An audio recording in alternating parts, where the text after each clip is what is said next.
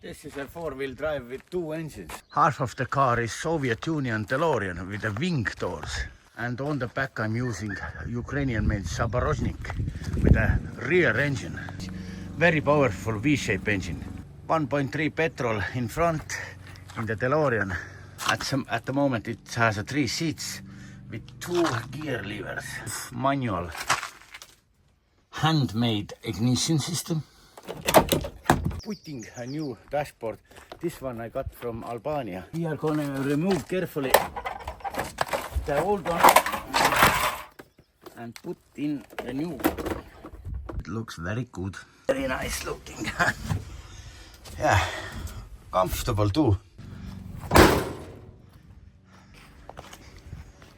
Okie dokie, goodbye at the moment.